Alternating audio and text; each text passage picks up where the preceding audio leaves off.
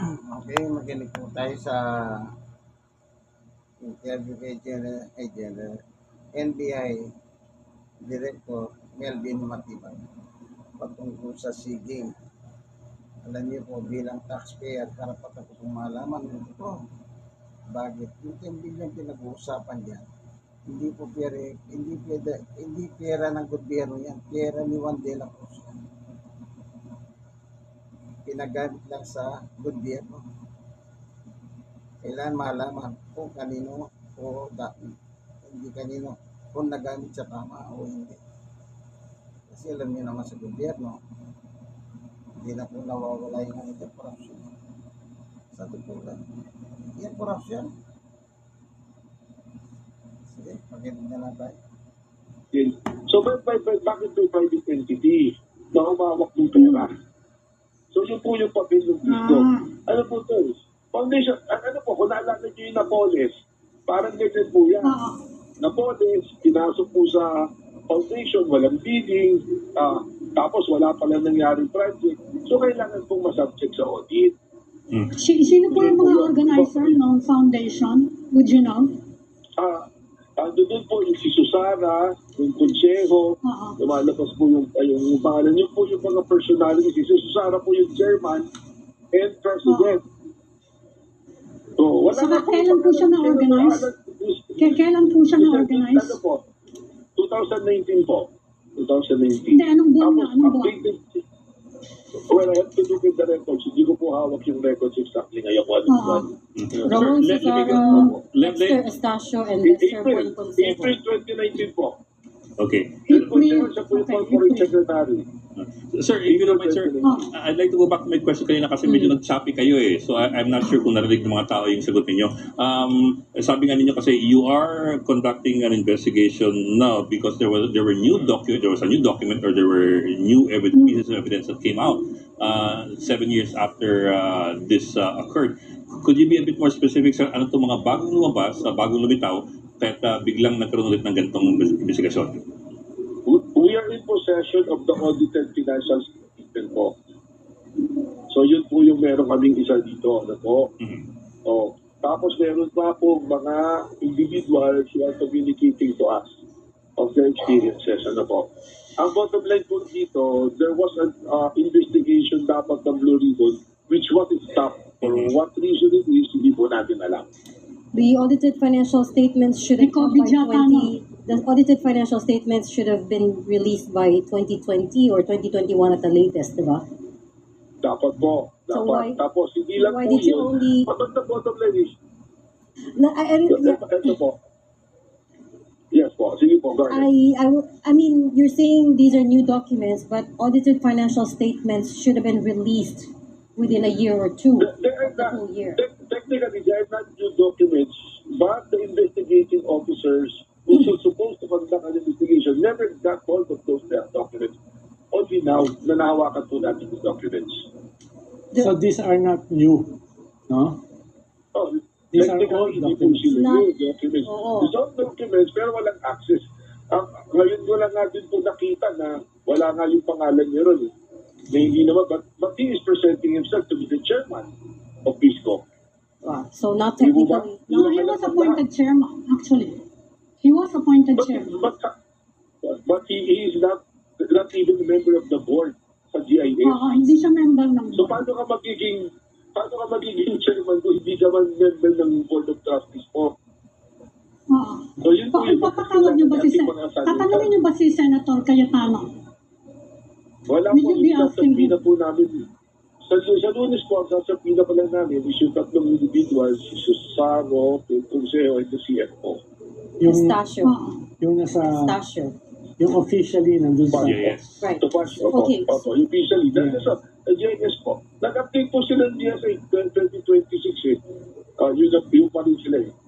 Yeah. Ano dun pa rin Okay. po sila. So we've established that the documents are not technically new, but you also said, Director, that you have people sharing their accounts with you. Like, may ano ba to?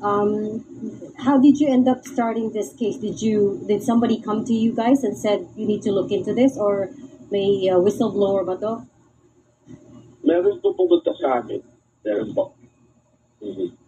to say, Yes, ma'am. Now, to provide us with the documents and to tell these accounts of what happened during that time.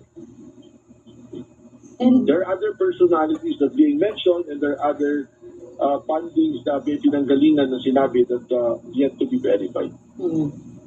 And exactly what is being alleged here?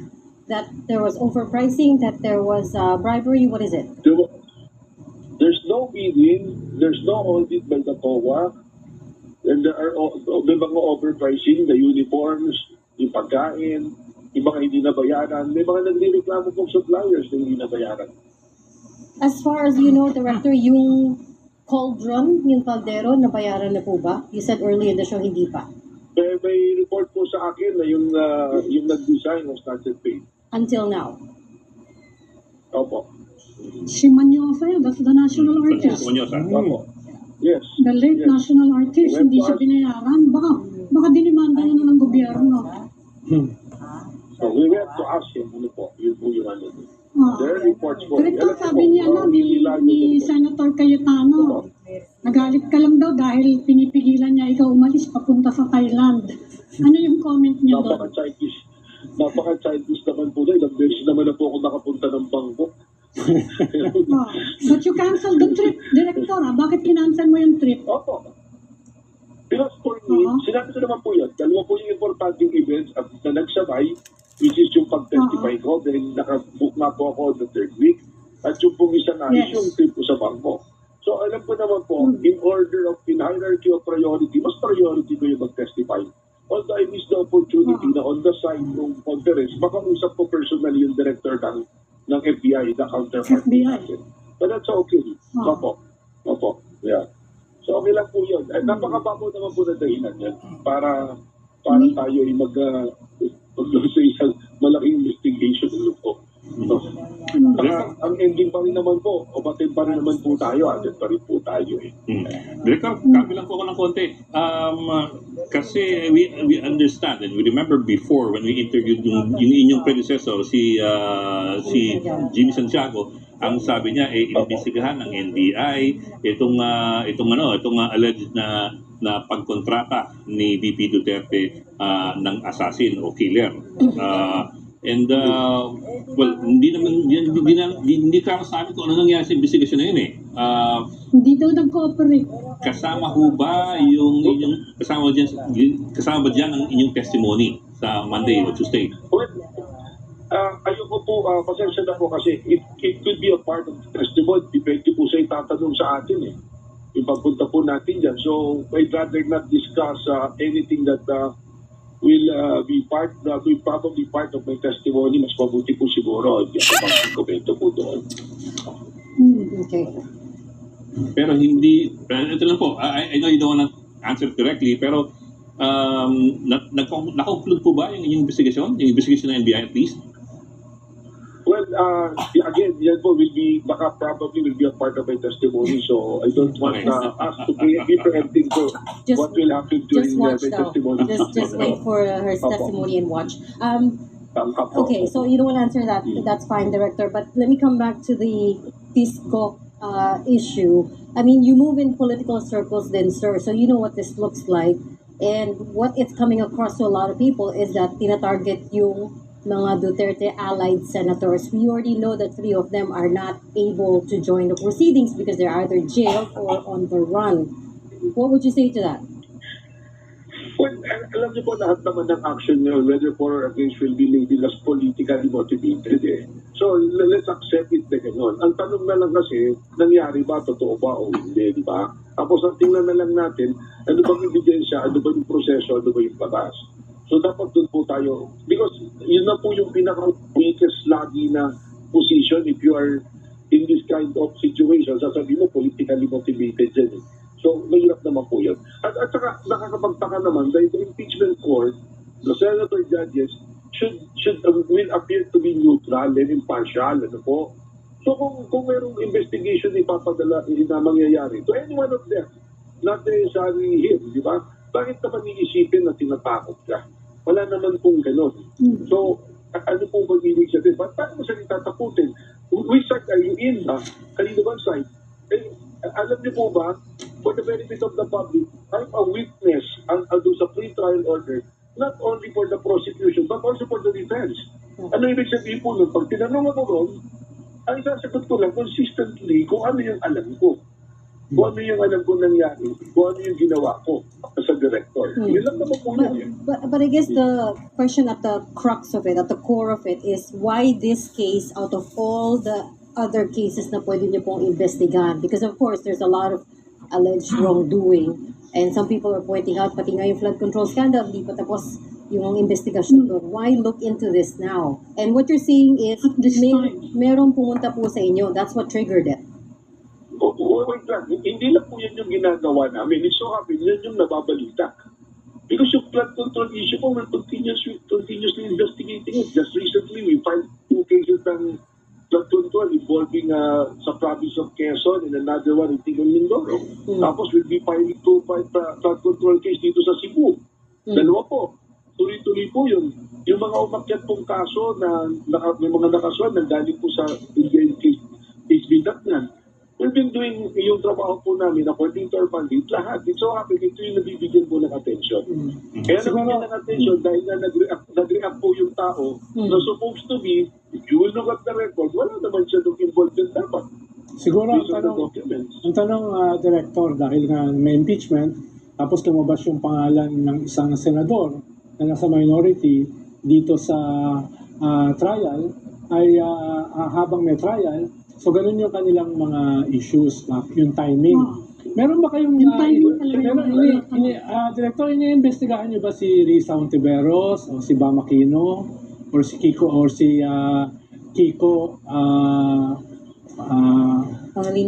Pangilinan, si Or- Ping Paano Lacson? po imbestigahan kung wala naman po reklamo sa Yun yung tanong ko. Okay. Ay, paano, Okay, wala naman kami Yes. nakitang involvement. dahil binabalatan kasi kayo for selective justice. Yeah. Yung iba Di ba pa, po? yung iba pang majority may pending cases. Paano halimbawa itong sa Clark, saka sa Subic, alam ko buhay pa yung kaso na yan eh. At ang nagsampa ng kaso niyan before ay isang head ng GOCC ng Duterte government. So the case remains eh. Nung binalikan ko yan, hindi yan patay na kaso, buhay yan eh. Natanggal pa nga po eh. Yes, Natanggal oo. pa nga po Yung nagsampa ng kaso. May nagsampa ng kaso din. Opo. Na head ng GOCC. Dati nga, chief of staff. Dinismiss nga niya, no? Samuel Martinez. Pagsampa niya, natanggal siya. Oh, parang kilala ko to. Saka dinismiss ni Samuel Martinez. Oh, Hindi, mahirap. hindi naman yung director kasi Oo. actually nakalimutan na ng mga tao yung case. Yes. Oh, Kaya pero yung kanya, sinasabi nila, Oo. bakit binuhay ngayon? active pa yung case na Nakalimutan na namin yan eh. pero the case remains. No, dinismiss daw ng Oo. ombudsman. Oo. Dinismiss ni Martinez kaya nga binubuhay ngayon. Hindi, ang dinismiss. Minimum yan ang Ang pinaalala. dinismiss. Iba yung dinismiss, Ami. Wait. Nag-dismiss po yung Wait. Hindi po yung fisco. Oh. Magkaiba po yun. Magkaiba po yun. Okay ba yun? Magkaiba po yun. Meron pang Magkaiba po fisco. yun. Magkaiba po yun. Magkaiba po yun. Yung sinasabi Opo, ko, iba. yung fisco po yung sinasabi ko. Huwag po tayo ma-confuse. Yung kay Vision po, yung construction. That is the BCDA. Opo, ito po fisco, ito nga po yung may 2.2 na pumasok dahil yung PSC, may mga nag-donate, meron din po na meron pong apparently, quote-unquote, nagaling sa Office of the President na 10 or 15 billion, magkaiba po yan. Magkaiba po. Wala May po pinay na kinukuha kaso eh. dyan. Lumalabas po, itong 2019, hindi pa po na-investigahan yan at all. It's two separate Kasi cases. email ni President Duterte si Alan Peter. Correct me if I'm wrong, Senator Ronald, iniimbestigahan dapat sa Blue Ribbon yan, may isang nagwala. Na senador. Hanapin nyo na lang po sa social media. Pinuhay Na ang nagwala ulit Ribbon. ngayon. No need to Hindi name naman names. siya kasama dun sa... Hindi naman siya dun kasama dito sa usapin na to. Nagwala din. They saw it as Totoo po, ito again. Totoo po, ito lang po. they feel targeted Sorry po, daw sige kasi. po. Well, sa totoo lang po, ito po I'm telling you, kung hindi naman po nag-react, hindi mag-cover ng ganito eh. Tingnan niyo po yung network na ginamit nila halimbawa at tingnan niyo yung video. May binanggit po ba akong pangalan? Sabi ko lang Facebook eh. Yeah. Wala po binanggit na Pero pangalan. alam naman kasi niya na siya yung nandun. Siya yung chairman nun. Hindi Siya yung po. chairman nung Hindi po. organizing Mamami committee. ganito. Ma'am Ami, hindi nga po siya pwedeng naging chairman based on the documents eh. May kasabihan na lang po sa amin yan doon sa Laguna. Yung po pag umaga, pag-ising mo, yung unang tumilaok na manok, yun yung nangitlog. Yan lang yan. Sabi niya, attorney, sabi ni Senator Cayetano, sana daw, hindi nyo na in-announce at nag-ano na lang kayo, Nag-imbestiga na lang. nag-imbestiga na lang, kasi naapektuhan daw yung impeachment court. Yan ang sabi niya. Siya po nag-announce eh. Kinuha pa niya yung oras ng impeachment court. Sabi niya, hindi naman ako mag-privilege speech, pero nag-privilege speech. Pero sir, Nakita naman po natin lahat eh. yes, sir. Nakita naman po natin lahat. Di ba? Pero sir, it does get very confusing. So, was he chairman or was he not a chairman? Kasi sabi nga niyo, GIS, wala siya sa GIS ng Wala po siya. ng Fisgo. Based on the GIS, based on the record of we've gathered. Sa ngayon po, yung nakuha namin with the SEC, Based on the wala po record, siya pangalan doon. Pero, Ang alam ng tao ang siya alam na ng lahat is, nag-chairman siya eh. And that's, I suppose, alam Yun ng nga po tao. yung tanong ngayon. That is daw the question. Paano ka naging chairman kung hindi ka man member ng board? Maybe it was a Tanong non-board natin si position. President Duterte. Maybe it was a non-board Di ba po, position. Yeah. pag chairman po, Pwede di ba, siyang binuboto non-board ng board? position. Pwedeng non-board, sir, pag appointed ka lang. Political appointee siya. Kaya po, but shouldn't you be hindi still in naman the po GIS? government ng PISCOP eh, ma'am. Hindi po government ng PISCOP. Non-government NGO po siya na-register sa Ay, NGO. SEC. Opo, paano po siya appoint si Presidente doon? Hindi usually napapasok ng bilyon sa isang NGO. Alam niyo po, ngayon lumalabas na talaga. Narinig ko si, si... Go ahead, Director. Ang tagal ko sa NGO. Tayo po ngayon, tayo lang sa pag-uusap lang natin, ibig sabihin, mas maraming katanungan kaysa sagot. So ano po dapat ang gawin? Kung maraming katanungan, dapat imbestigahan natin. Ano po? At dapat magpaliwanag. Yung mga tao magbibigay linaw. Hindi po nangangahulugan na may kasalanan ka pag ikaw inimbitahan para tumingin ng kaliwanagan po sa'yo. Pero sir, alam mo sir, sa huli, the optics kasi, it's the optics it would have made a huge difference if the announcement, if it was to be made at all, was made a week or two Mga later. 1 month later Or a lang. month later. Mga 1 month later. Pwede Not na. 4 days before you appear as a witness. Or after the fact. Mga 1 month later. Hindi po. Let me ask you, Sir Ed, Mama Ami, ano po ba yung tinitingnan natin, gusto natin optics, o we really seek the truth? Kaya nga nakikita, hindi natin maaalis yung optics ngayon dahil napaka-polarized ng bansa natin at napaka-politically combustible ng ating environment ngayon eh. Pero di ba, pabor sa iyo, Director, kung hindi lumabas yan ng ganito kaaga dahil hindi ka nila kakatayin sa Chuchu. sabihin, Hindi nga po, pabor sa inyo. the other way around. Pabor sa inyo. The other way around. Oo, yeah. Sinasabi Hindi ko. po, the other way around. Yeah. Kung ito everything. Are you, Di ba? are you, Di ba po? are you ready for that, Well, Director it Matiba? both ways. Oo. I'm ready to tell the truth. I'm ready to answer kung ano po yung alam ko. And the Ilan other, naman po tayo eh. the other thing that we're wondering is, do you know why ikaw ang pinatawag na witness and not your predecessor, Director Jimmy Jimmy Santiago? A lot Santiago. of these things predate your time kasi kaka-point niyo pa lang, a lot of these predate you. Do you know why ikaw yung pinatawag?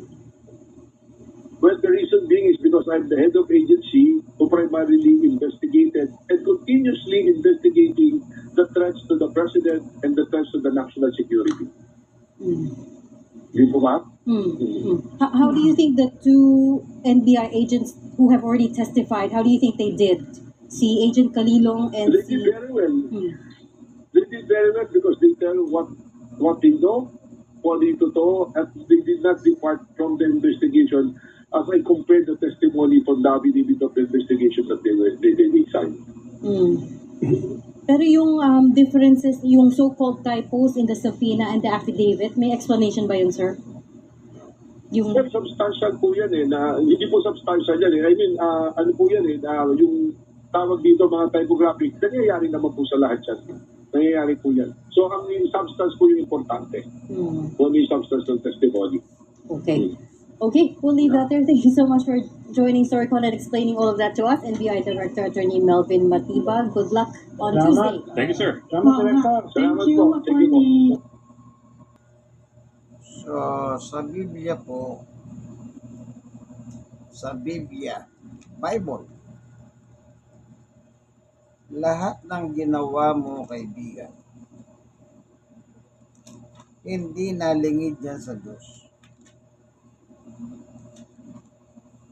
7 taon kung katin mo diyang siging, malawak pala yan. Mayroon pang NGO na sinasabi dyan. Ang pinag-uusapan, yung pera ng taong bayan. Ako sa mga taxpayer. No? Mga ngaral, 12. 13. Ayun, nabasa mo ng lahat ng ito. Ito ang aking payo. Matakot ka sa Diyos at sundin mo ang kanyang mga utos dahil ito ang tungkulin ng bawat tao.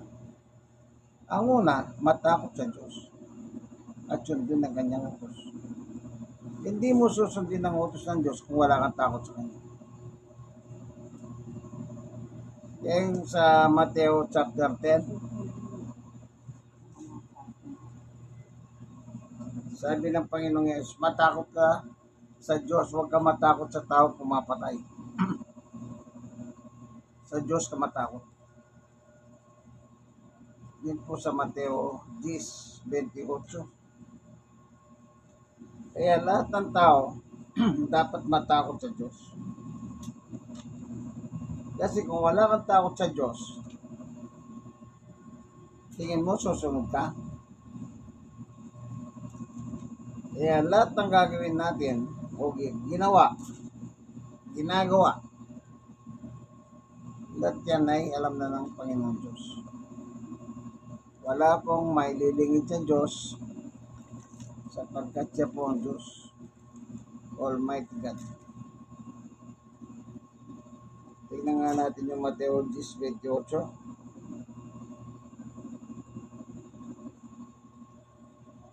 Huwag kayong matakot sa mga gustong pumatay sa inyo.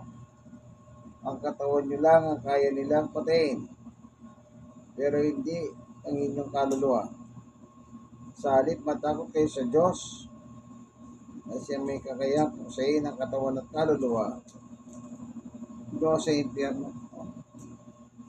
Kaya matakot tayo sa Diyos at sundin ang kanyang mga utos. Yan ang tungkulin natin, sabi niya. Yan ang buong tungkulin ng tao. Niya lang, baka nakakalimutan nila yan. Matakot sa Diyos. Ano pa nakalagay? Mangangaral 12:14. Dahil aturan tayo ng Diyos sa ayos sa lahat ng ating ginagawa. Mabuti man o masama, ay agmanuliin. O atulan. Sino nga atulan Diyos? Kaya dapat doon ka matakot sa Diyos kasi siya mismo nga atong siya. Ayon sa Biblia. Kung dito sa lupa, natatakasan mo yung kalokohan mo, pagdating sa Diyos, hindi mo siya matatakasan kaibigan. Baka akala nyo, kapag nakatakas kasi yung kasalanan dito, akala mo perfect crime. Tinitignan ka ng Diyos. At alam ng Diyos ang ginagawa mo. Ngayon, kung wala pong aberya, ba't kayo matatakot kay NBI Director sa kanyang pag-iimbestiga? Hindi nyo pa gusto na malaman ang buong katotohanan sa sigil nito? Ako gusto ko. Kasi taxpayer ko. Ako po'y nagpapasweldo sa government employee. Hindi po ako nagtrabaho sa gobyerno. At the age of 20, nagtrabaho na po ako sa private sector. Nagsimula na po ako magbayad ng bis. Buwan-buwan, inakaltasan ako ng bis. Lahat ng kinikita ko, ultimo komisyon ko, pati 13th month pay, binobwisan po nila. Wala po kami magawa. Kaya, tuloy lang ang hanap buhay, tuloy ang bayad sa gobyerno sa pamamagitan ng tax. Tapos nanakawin lang. Sige po, inyong kaibigan, Jesus Brother Manny Bautista, wala tayong political color, huwag kayong magagalit. Lagi po kayong manalangin, may pong panahon dahil sa El Niño at mahilig din ang politika sa Senado. Tabayo. Bye.